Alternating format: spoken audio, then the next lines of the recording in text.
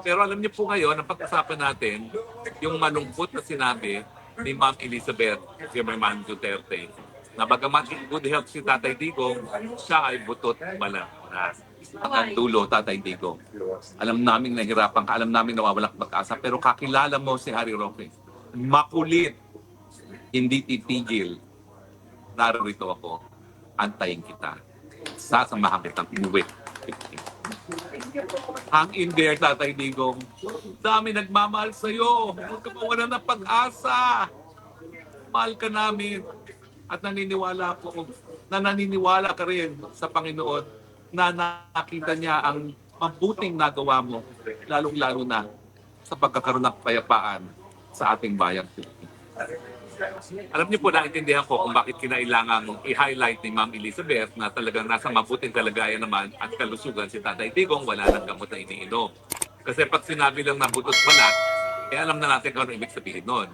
Pero sinabi pa rin niya na butot balat. Ibig sabihin, napakalaki ng nawalang timbang kay Tatay Digong at literally siya ay butot balat na.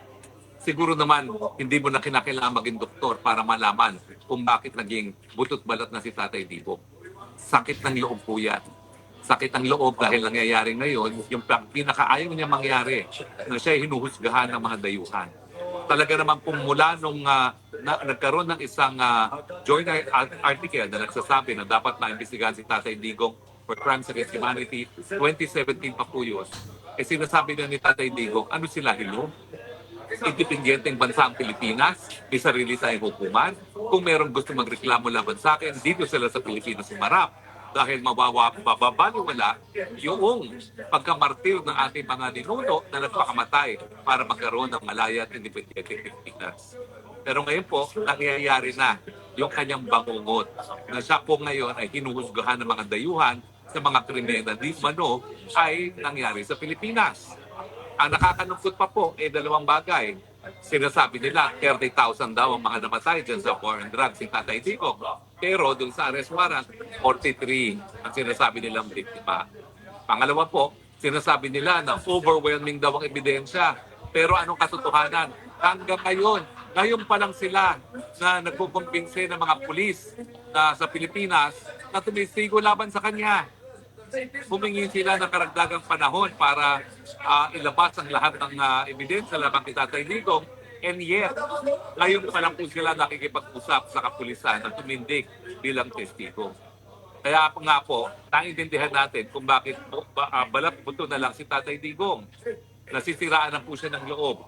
Kaya nga po siguro nawawala na ng gana. Dahil nangyayari nga yung bangungot niya at siyempre napakatagal ng proseso. At dahil siya naman po ay dating prosecutor at abogado rin, alam niya na hindi makatarungan na nangyari sa kanya. Antakin ninyo, 120 days plus na siya nakakulong and yet wala pang probable cause. Sa Pilipinas po kasi, bago ka makasuhan sa hukuman, dumaan ka na sa proseso ng preliminary investigation. At titignan na doon kung merong ang krimen na nangyari at may posible ba na inasasakta lang gumawa ng krimen. Ngayon po, wala pang ganon. Mangyayari pa lang po yan simula September 23 sa confirmation of charges.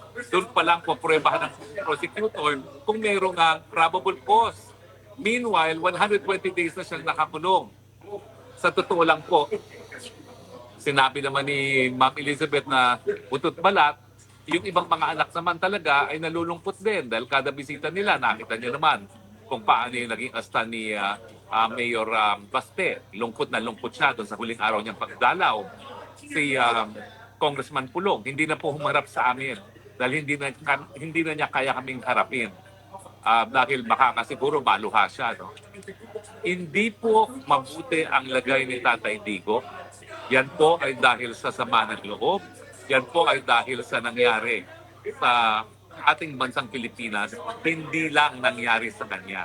Malungkot po ang nangyari sa kanya dahil nga po linabagang soberenya natin at ngayon po ay linalabag ang karapatang pantao rin ni Tatay Digo.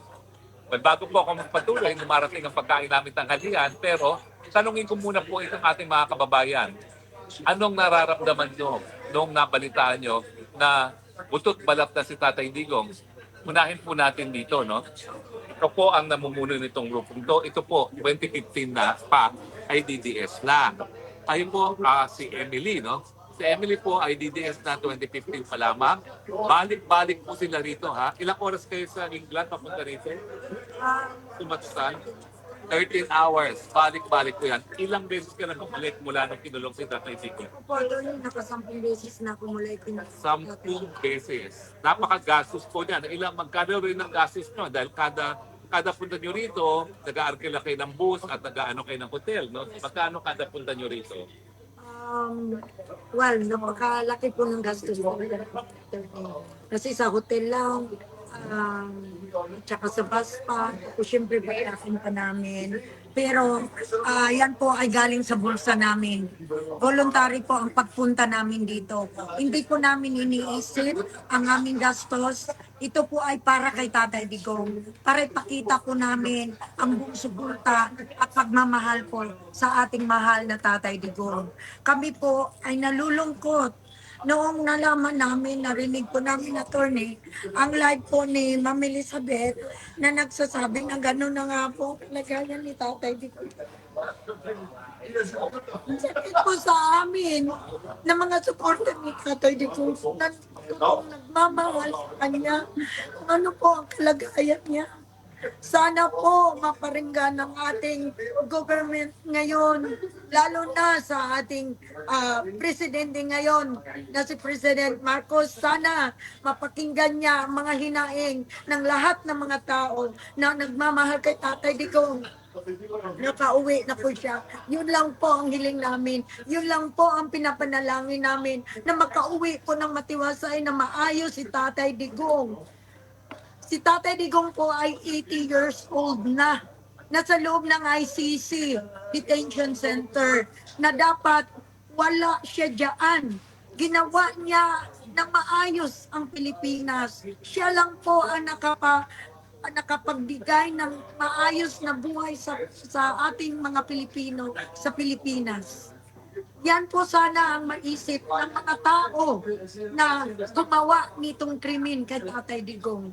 Biro mo naman, binyahin nila si Tatay Digong, walang passport. It's illegal. Illegal po, attorney, ang pagdala na kay Tatay Digong. Yan po sana ang iniisip nila. Biro mo walang passport, nakarating si Tatay Digong ng dahil. Tapos, si Tatay Digong ay may sakit, mahina na. So dapat po, yan po ang iniisip ng mga Marcos ngayon.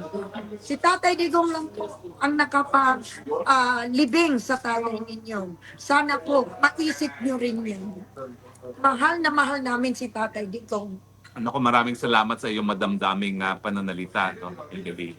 Pero alam nyo, ang katunayan yan, ang malungkot, hindi lang nalinabag nga yung karapatang pantao ni Tatay Digong. Pero malungkot, siguro, akala ng mga Marcoses, dahil pinakulong nila si Tatay Digong, magtatagumpay sila sa kanilang kagustuhan na manatili sa pwesto forever. Marcos Part 2, Marcos forever. Pero hoy, Junior, sa tingin mo kung may mangyari kay Tatay Digong sa dahig, dahil sa ginawa mong pangingid na papapunta sa kanya, magtatagal pa kayo? Magdasal ka na tumaba muli si Tatay Digong dahil pag siya'y patuloy na pumayat at may mangyari sa kanya, tapos na ang inyong pamilya. Kung nung una, kayo'y nakapunta pa ng Hawaii, baka hindi na kayo makaalis ng Pilipinas at magharumintado na ang Pilipino. Hindi ko sinasabi na gawin yan ng ating mga kapwa Pilipino. Pero hindi po imposible yan. Nakabatuhin na kayo ng mga taong bayan pag minangyari kay Tatay Digong dito sa dahig. Mali kayo kung sa akala ninyo na wala ng problema sa inyo sa pamamagitan ng pagkikidnap nyo papunta ng dahig si Tatay Digong. Pag minangyari, pangungot yan sa inyong lahat at sa mga henerasyon na darating ng Marcos. Hindi kayo patatawarin ng sambayan ng Pilipino. Tandaan nyo yan. Mag-aral ka ng kasaysayan. Paano naging katapusan ni Muammar Gaddafi sa Libya? Hindi malayo, ganyan din ang gagawin sa inyo. Hahatawin kayo ng taong bayan sa galit pag minangyari kay Tatay Digong. Kahit saan pa kayo magtago, may Pilipinong magagalit sa inyo at hahataw sa inyo. Hindi ko sinasabing gawin yan. Ako'y Kristiyano, hindi ko sinasabing dapat gawin yan. Pero ganyan po ang posibleng mangyari sa galit, sa hagupit ng sambayanang Pilipino pag may nangyari sa inyong lahat. Ang pag-usapan natin, anong pwede natin gawin ngayon bilang mga Pilipino? Sa tingin nyo ba naging epektibo yung marcha natin para makamit yung ating ninanais na maipauwi si Tatay Digo? Si Ross. Nararamdaman ng mga tao yung solidarity na sama-sama tayo na nagmarcha. Kasi yun lang ang alam namin gawin eh. Yung magmarcha para makita na may mga Pilipino, kahit nakatira kami sa London, pumupunta kami dito in any way we can sa sarili naming gastos. Pero yun lang. Pero sa totoo lang, nananalangin kami gabi-gabi, naiiyak kami gabi-gabi. Kasi he's 80 years old. Enough. Ang tagal niya nang nasa detention. Kung may kailangang magdesisyon ng ICC, kailangan pati sila. So gusto na sunugin namin ng building ng ICC.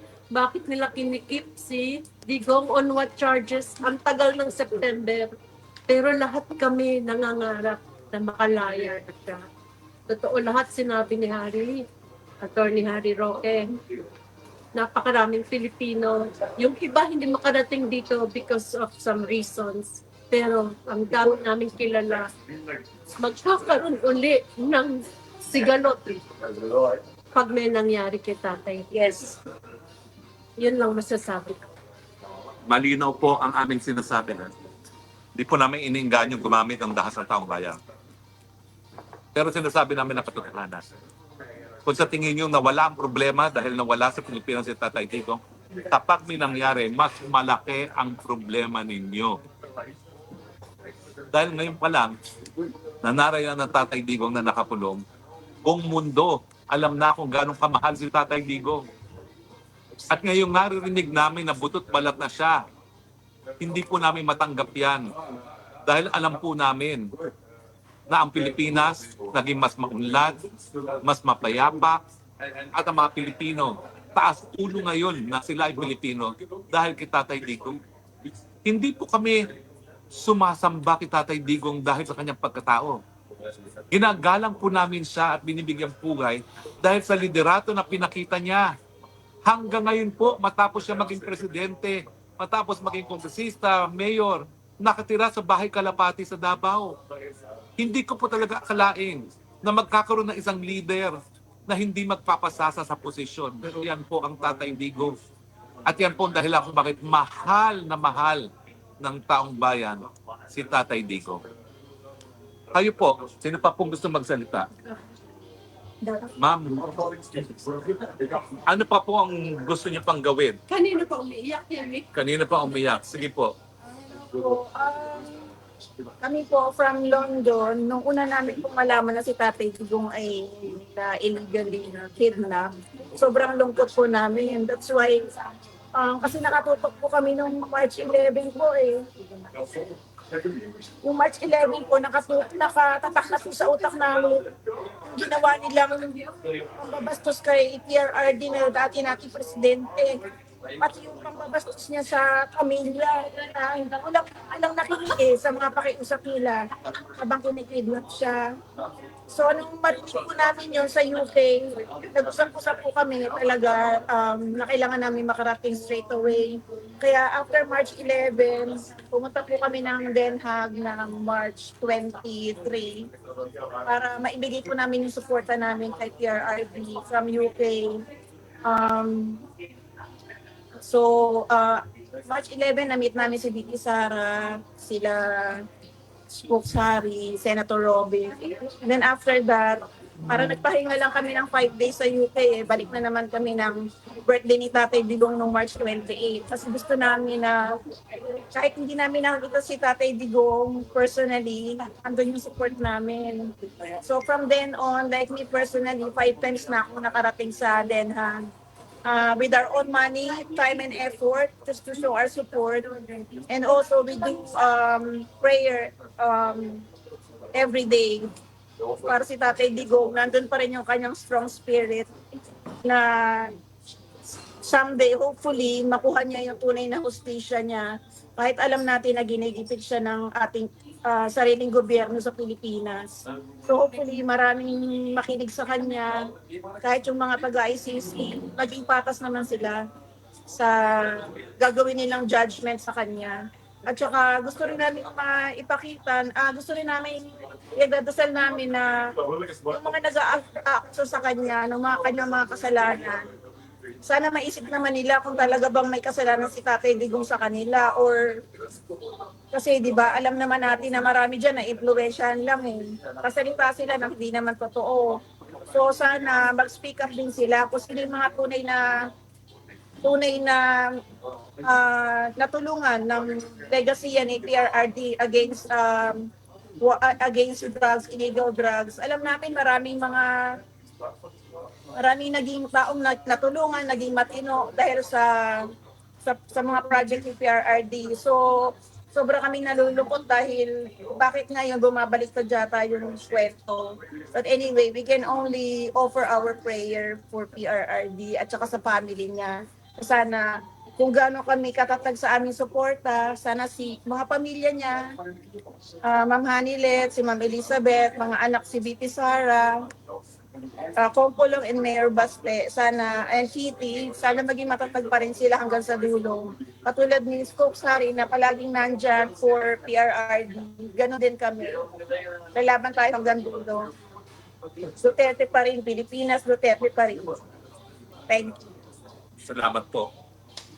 Alam niyo po, tinatanong ko kung meron pa akong dapat na ginawa para maibsan itong kagdurusa ni Tatay Digong. Napaka-frustrating po sa akin. Ako yung kauna-unahang Pilipino na nakapasok sa roster ng ICC List of Lawyers, pero hindi ko po siya madepensahan. Dahil ako mismo hinabol ng mga pang-actor sa bansa. Ang hearing ko nga po sa 15, kauna-unahang hearing. Hindi na po ako kumuha ng abogado, ako nagtatayong abogado para sa akin sarili. At isang pampers box sa book ebidensya ko sumite ko. Malungkot po kasi kung hindi naman ako hinabol ng mga walangyang mga bagag na kanyang, siguro nga nagugol ko yung aking karanasan bilang abogado para matulungan si Tatay Digong.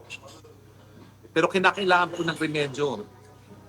At ako po'y nalulungkot na sabihin na parang wala na tayong remedyo makukuha sa ICC. Bakit? Ang ICC po ngayon, ang pinaglalaban, yung manatili sila bilang isang hukuman. Dahil bukod po kay Tatay Digong, wala na silang linilitis na kaso. At yung pagpupulong ng mga bansa na miyembro ng ICC, tinatawag na Assembly of State Parties, pinag-usapan na kung dapat magpatuloy ang ICC dahil wala naman sila mga huling mga akusado. Kaya tumantuwa talaga sila nung ang bangat administrasyon ni Marcos ang siya pang nag-surrender kay Tatay Digong na hindi pa humihingi ng kooperasyon ang ICC sa pamamagitan niya ng kidnapping. So ako palagi ko tinatanong, meron pa ba akong nagawa? Ang problema po, hindi ako pamilya. Hindi ako nagdidesisyon. Kailangan tanggapin lang po ang desisyon nila. Wala yung sige recommend. At ngayon po, recommend ko, kinakailangan na po ng ibang remedyo. Gamitin na natin ang karapatang pangtao bilang susi para mapalaya si Tatay Digong dahil inabag ang karapatang pangtao, hindi po pwede ang kidnapping maging dahilan para magpatuloy ang trial sa ICC. Dahil pagdating sa ICC, sa tingin ko po, dihado tayo dyan. Dahil pag nawala na si Tatay Digong, sino pa ang lilitisin nila? Paano na mga sweldo nila? Paano na yung 140 million euros pang taon na ginugugol sa hukuman? Nandiyan po sa larangan ng international law. Dati-rate, ang definition ng international law lang, application of rules. Nagbago na po yan.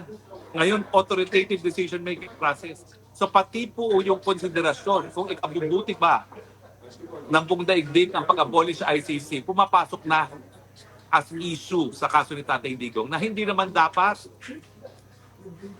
Siguro, tama sila na nagsasabi sila na mas mabuting may hukuman na matatakbuhan ng mga biktima sa pinakarumalduman na krimen pag walang gumaganang lokal na hukuman. Hindi po yan ang kaso sa Pilipinas. Bukas ang mga hukuman sa Pilipinas. Bakit nyo ipipilit na ituloy ang kaso ni Tatay Digong para lang magpatuloy ang ICC? Mali po yan. Kung talagang kinakailangan bigyan ng katarungan ng lahat, unahin muna natin yung karapatan ng mga nasasakdal sa hukuman. Kaya nga po ako, I can only recommend, dalhin na natin sa Dutch court. Dahil nga, saan ka nakakita kidnapping, tapos yun ang pamamaraan para magkaroon ng jurisdiction sa tao, ng akusado. At hindi po pwede maghugas kamay ang mga Dutch. Nakakulong siya sa presong Dutch. Binabantayan siya ng mga Dutch na mga gwardya. Pinalanding siya sa Holland nang walang passport, tinanggap ng mga Dutch immigration authorities. Sinundo ng Dutch police kasi walang kamalay-malay ang ICC na nandiyan na si Tatay Digong. Yan ang totoo. Sinakay siya sa ambulansya ng Dutch. Dinala sa hospital ng Dutch bago kinulungan doon sa kulungan. Nakulungang Dutch. Ang sa akin, okay, may abogado dyan. Alam nyo kami mga abogado may legal ethics. Hindi ko man kasundo yung si Kaufman, hindi ko siya pwedeng pakilaman dahil kanyang kaso yan. Pero dahil nga wala naman tayo nakikita ng remedyo, hindi ba po pwede mag-explore na tayo ng ibang remedyo? Pero dyan po yung napuprustrate ako kasi hindi ako pamilya, hindi ako pwede mag-decide. Yes. Pero siguro, dahil nararamdaman naman ng pamilya na ang sakit ay hindi lang tinatamaan sila, kundi ang buong sambayan ng Pilipino nagmamahal.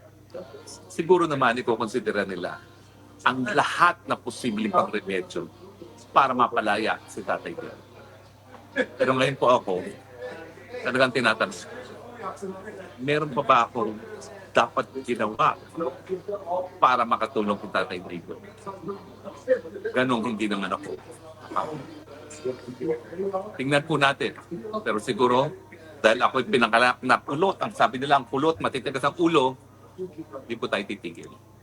Yes. Hanggang narito pa tayo. Habang Hanggang buhay. dulo, Tatay Digong. Alam namin nahihirapan ka, alam namin nawawalan ka pag-asa, pero kakilala mo si Harry Roque. Makulit, hindi titigil. Narito ako, antayin kita. Sasamahan kitang inuwi. Hang in there, Tatay Digong. Dami nagmamahal sa'yo. Huwag ka mawalan ng pag-asa. Mahal ka namin. At naniniwala ka rin sa Panginoon na nakita niya ang mabuting nagawa mo, lalong-lalo na sa pagkakaroon ng kapayapaan sa ating bayang Pilipinas. Sensya na po, medyo emotional ngayon, pero maraming salamat po sa inyong patuloy pagtangkilik. Pagdasal po natin ang Tatay Digong. Prayers move mountains. Amen. And let us ask God, please Lord, do not take away our Tatay Digong at the time when the nation needs Him the most.